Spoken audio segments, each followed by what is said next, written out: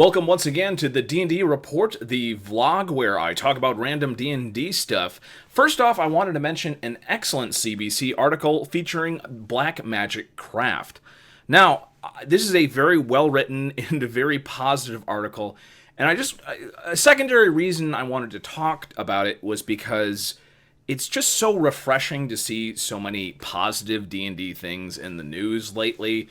It's just growing up, as I did as a 90s kid, my area in northern New York was so backward that, people were still kind of caught up in the satanic panic of D&D. So, you know how everybody was complaining about the Saturday Night Live skit where all the D&D players were portrayed as just, complete, utter social rejects? That was pretty much the most positive depiction of D&D that I would see growing up. Because, literally, I believe a teacher once told me that a teenager had played D&D and then taken a child out to the railroad tracks and killed them with a machete. By the way, that story did not happen when I was in high school. That was from when I was, 12 years old. A teacher told me that. I am not joking you. That is the level of stuff I heard about D&D as I grew up. As I mentioned in a previous video, nobody I knew played D&D growing up. So it's honestly really great to see articles like this that are super positive about the hobby. And you should really read this. It's got some great pictures of Black Magic Craft's greatest hits of his crafting stuff. And, it's really great just to see a YouTube channel out there getting the positive attention that, that he really deserves. Black Magic Craft, amazing channel, great article. Go there, read that. I will link that below. Next off, another Tabletop Crafting Guild story, The Quest Givers. This is the DMG info in the DM's Craft. They have teamed up for the Quest Givers channel, and they are also doing a Kickstarter, which recently launched. They're getting close to their goal. They're about a third of the way there. But this is a RPG neutral campaign book. So if you are interested in getting ideas for any RPG game, this is a lot of content in one book. It's completely independently done. There's some really interesting stuff in there, and you should really check it out. I just want to support this as much as I can because there's so many smaller projects going out there, and this is amazing that they're actually going to get a physical book done. I think it's going to turn out to be really interesting. Check out their stuff if you're interested, and I will leave the link to the Kickstarter campaign down below. And finally, I wanted to make a quick mention of the U.S. Federal Trade Commission. Hit Google with new rules, and now the economy of kids' videos might end up being destroyed.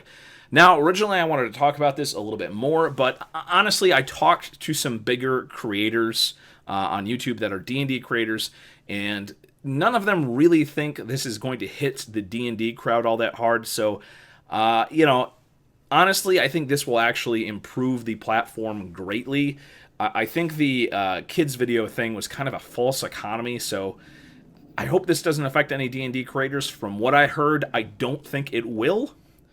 But I guess we'll all know in 4 months when YouTube starts handing down the changes en masse.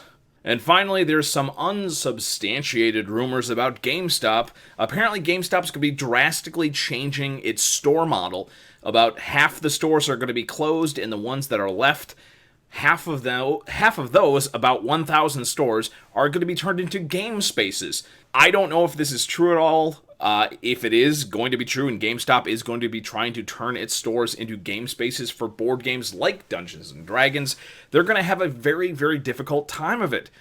Because, frankly, GameStops are way too small. A store just needs to have a certain amount of room for tables in order for people to play games comfortably. And the vast majority of GameStops that I've ever been in New York State and Vermont and New Hampshire, they're all tiny areas. That's just going to be too small. And again, the issue is similar to the issues I've seen around this area, where a group will start to dominate the play space area. And so most of the stores around here, most of the game stores, they'll see people playing D&D every night on D&D night, and they'll assume, oh, that's great. However, I've noticed it's always been the same people every night that are just taking up these spaces and being like way too greedy about the space. So there's no new players. So they get a full group every night, but it's the same people. And those same people that play every single week, they're not going to buy as much stuff as new players possibly would. And by just having those people there, not having you're not going to get any new customers because it's the same people every month.